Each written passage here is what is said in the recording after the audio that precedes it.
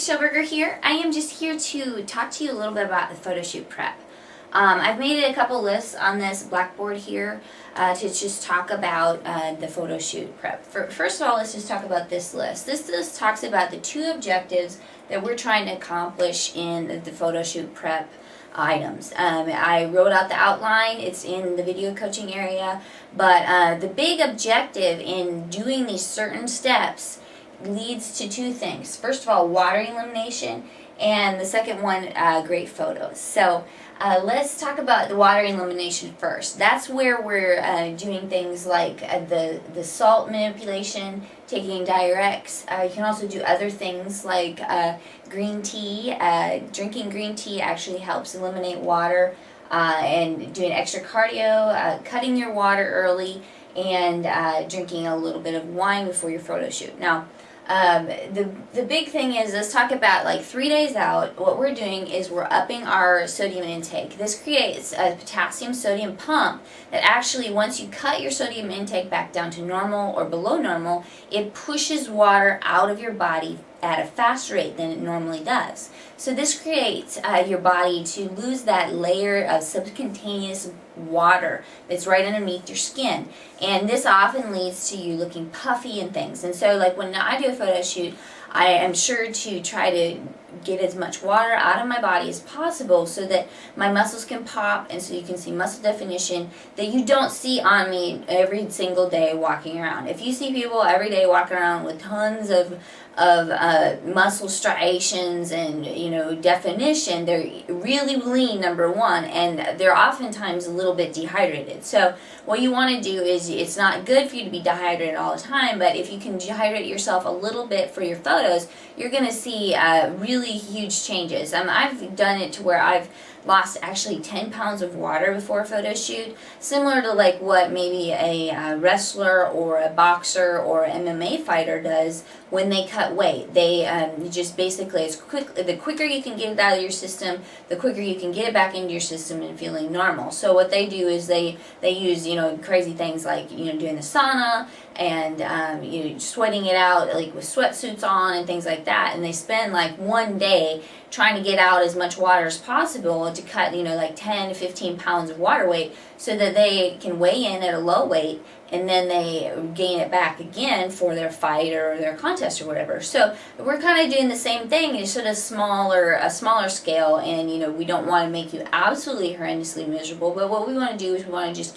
help you get a little bit of water weight off you, which will help your puffiness, which will help your photo shoot, your shoots look better, and which you can actually see your true definition of your muscle. So in your after photos, you can see a true representation of where you do have muscle, where you don't have muscle, where you need to work on for the next 10 weeks down the road. So anyway, it's a good thing to do. You know, you can do different levels of it. You can take a whole 10 days out and get to where you are really, you know, cutting like 10 pounds.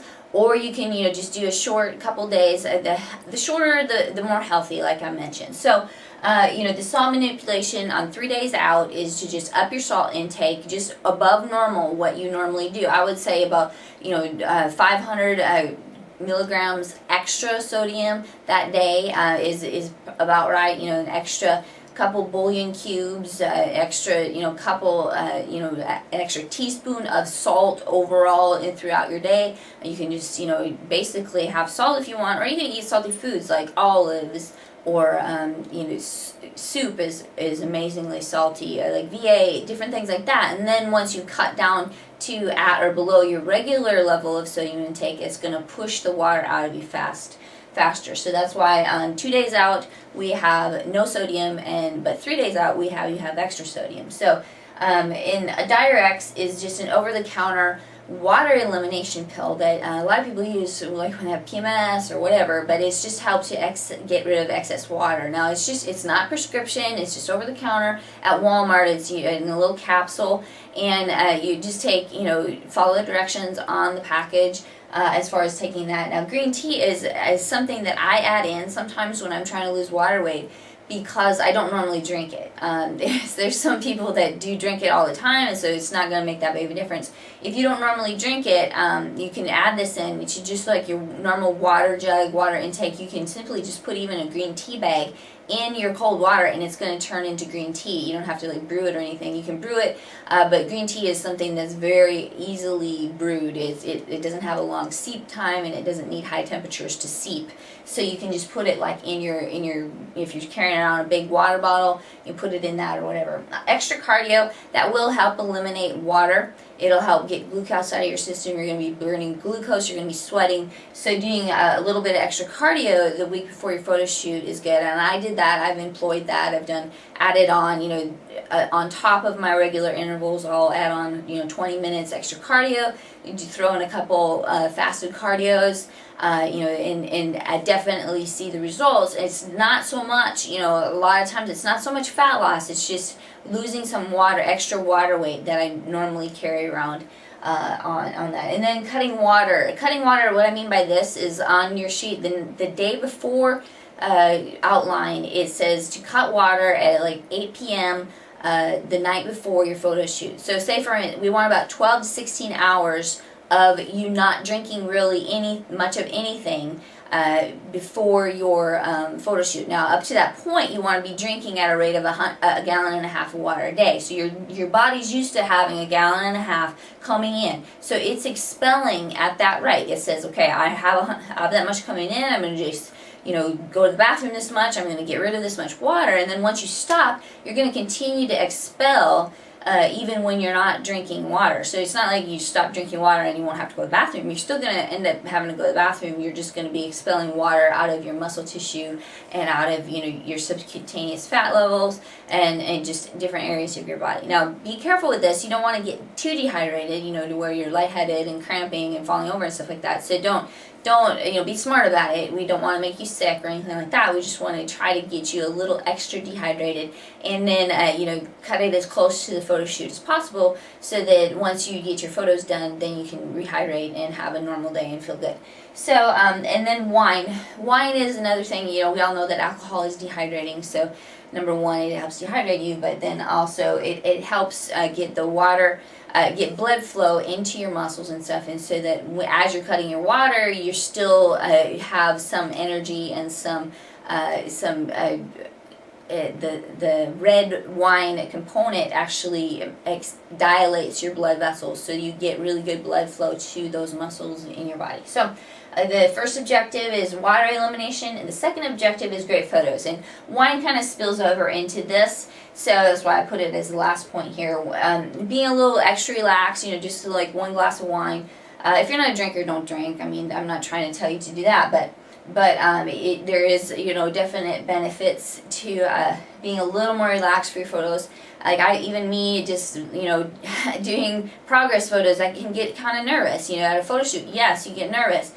So go ahead and be number one, being prepared is the best defense against being nervous. But the second, anything you can do to help you relax, playing music is one of the things that I recommend to you, because you can have fun with it, you can dance, whatever. So wine and great photos go together. But another thing is tanner. That's one of the things that I have on the list, is to put on some tanner. Now, it's important to do a few things to get your body ready for that, and I'll talk about that in a second. Another thing for great photos is makeup. You have to wear makeup. It might not look like I have much makeup on right now, but I do. I have extra makeup on just because I know I'm taping and it doesn't show up on the camera the way that it does in the mirror or walking around. So the same thing with photos. You flash light bulbs, flash camera flashes. They wash you out, so you're going to look like you hardly have any makeup on, even if you have some on. So make sure that you're putting some on, and make sure you do your hair. Don't be afraid to get that curling iron out, and or the hot rollers or whatever it is to do your hair up extra nice. Take some extra time with that, and then lighting and camera and poses is the next point here. Lighting, as far as I'm concerned, the best lighting is daylight hour lighting, like real natural lighting from outside. So if you can get in a room that has a lot of windows and use that kind of lighting, or even do your photos outside, with these are progress photos, so we want to see the same lighting that you had before. So try to do them in a similar situation, similar lighting, similar day light levels and things like that, and you know, same thing with the poses. We want your poses to be comparable to what they were before. And the final point on here is bikini and heels. Make sure that you have a bikini that is fitting correctly. You know, there's different where, you know, make sure you have your straps tightened up high enough, that they're fitting, that it's sitting on your butt right. You know, or if maybe you need to get a new bikini, maybe since you've lost weight it doesn't fit quite right anymore, whatever it is. You know, typically for progress photos you want to do it in the same bikini that you did before, but you know, feel free to, you know, try out a couple other ones to see, well, maybe this one flatters your butt a little bit more, or maybe this one doesn't. And then also wear heels in your photos. This makes your legs look so much nicer. Heels just really accentuate leg muscles and helps you stand with good posture. You know, if you did your first pictures not in heels, you know, do some not in heels, but you know, you try to think, okay, from now on, when I do my progress photos, I'm going to always do them in these heels, and so we can get a really good look at the musculature of the body and your posture. And most people wear heels when they're out in public, you know, in situations where you go to church and things, so you need to see like what you actually look like when you're standing in your heels, and you know, that kind of posture is important. So back over here on this photo shoot prep basic list, I just kind of brainstormed what things that I thought are important to just point out for you. First of all, photo shoot prep, exfoliation and shave. As you're leading up to your photo shoot, make sure that you're exfoliating and shaving. It sounds pretty basic, but it's not. Tanners and also toxins and things like that get trapped on your skin when you are not shaving and exfoliating especially. So what I have is little scrubby mitts that you can get anywhere, and you just scrub your body with a nice soap. Don't scrub too hard, and I would not recommend doing your face, but you know, make sure you're getting your neck area, you're trying to get your back. You can use a back scrubby, or even after you get out of the shower, just being a little extra aggressive with your towel to, like, say, dry off your back and things, because that's where dead skin sits. And so if you're trying to put tanner on with dead skin, that's not a good combination. And plus, you know, toxins get trapped underneath your skin. That's what cellulite is toxins trapped in that fat layer on your body, and exfoliation really helps your circulation, your lymphatic system, to get that out. Okay, so we're also, another point is whitening your teeth. Get some crest strips, go to the salon, do the bright white or zoom white or whatever it is. It makes a huge difference. It makes a huge difference in the way you look, the way you feel about yourself, the way people perceive you. And I don't know if you can get your teeth too white. Most people can't. And you know, the amount of coffee people drink and things like that, you know, nowadays you do need to you know, think about this, and especially as you age. Okay, tanner. Putting tanner on will help you look so much better. I mean, it's amazing how much different a person that is tan looks versus somebody that's stark white. Now, important thing to remember here is to not overdo it, but also know that for their photos, the darker you get, the more muscle definition you have. I mean, it's like almost, you know, in competitions and stuff like that, and in professional photo shoots, at different times, I've had tons of tanner on. It's so embarrassing to go anywhere out in public because you're so, like, absolutely black. But on the photos, it doesn't look like that. So just remember, it washes, just like the makeup factor. The lights, the flashes wash you out. The next item is food. A lot of people ask me about, okay, what do you, well, makeup, and then we already talked about makeup, and food. Food is very interesting, because people are like, okay, what do you eat that doesn't have salt in it? Well, you stick to really the basics. You stick to, like, basic chicken, basic tuna, basic hamburger, basic steak. I don't care if you have steak or not. Just don't, you know, normally we eat it with so much salt. Eggs without salt. You know, when you have your no salt days. But when you have your high salt days, go ahead and salt those items. So food, you know, we're talking about low carbs, so you can have fat. I mean, don't be afraid to have some nuts, or some olives or avocado. Fat is not bad. It's the carbohydrates that will limit your ability to really perform well in a photo shoot. As far as what I'm talking about is camera adds 5 to 15 pounds, right? So everybody's heard that before. Well, the big reason why is because it just doesn't have any dimension. And when you don't have dimension, you just look puffier and flatter and fatter. So if you can create, cut down to where you're actually smaller for just that period of time, you're going to actually see more of an accurate picture of what you look like. So cutting down on carbs reduces puffiness in your body, helps you burn fat, helps you to just eliminate water, and so you're going to be a smaller person. You're going to be smaller, and then once you take your pictures, you're going to have more of an accurate result of what you actually look like versus a distorted two-dimensional view. Okay, so then water, it's important to keep your water intake high until it's time to cut it. So you keep it high, and then as soon as it's time to cut it out, like the night before, you cut it out and your body still expels it. So make sure you're keeping your water high. You're going to need it with all the protein and salt that you're intaking to get that flushed out.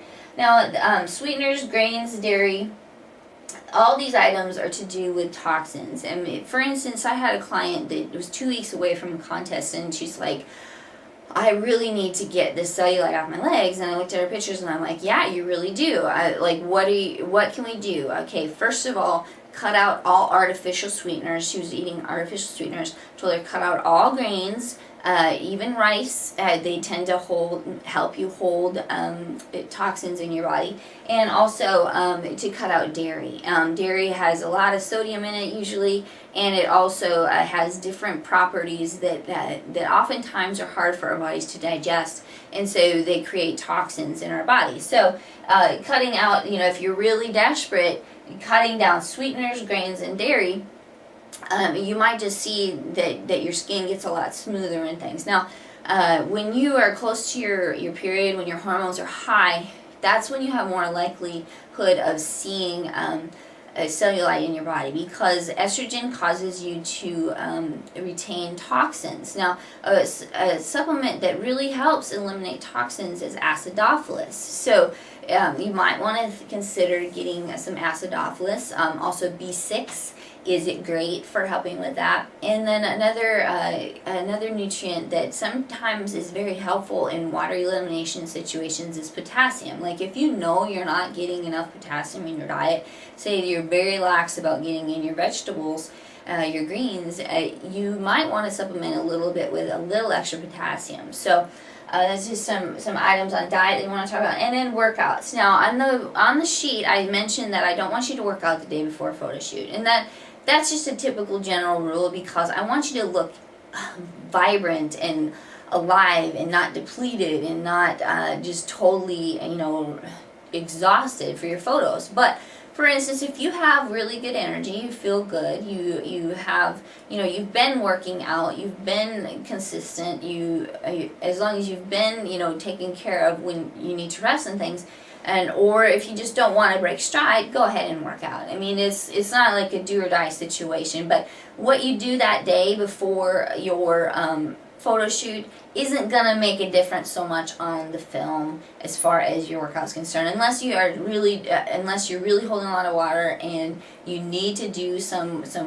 extra cardio to get that off. Now that's the one thing that is a variable that sometimes it's like, hey, I do think you should actually do some extra cardio today because you're holding a lot of water, you're holding a lot of toxins, and maybe just doing that a little extra is going to help. But the general rule is to not. And all these are generalities, and this is really a toned down version of what I do for my competitors and what I actually do for photo shoots sometimes. But I don't want to create an idea that it's unhealthy, but I just want to give you some ideas on different things you can do to help make your photos look a little bit better, so you are happier with what you see on the page. So anyway, I hope some of this information has helped you. Like I said, I do varying ranges of this photo shoot prep, up to 2 weeks before, down to even 2 days before. So know that just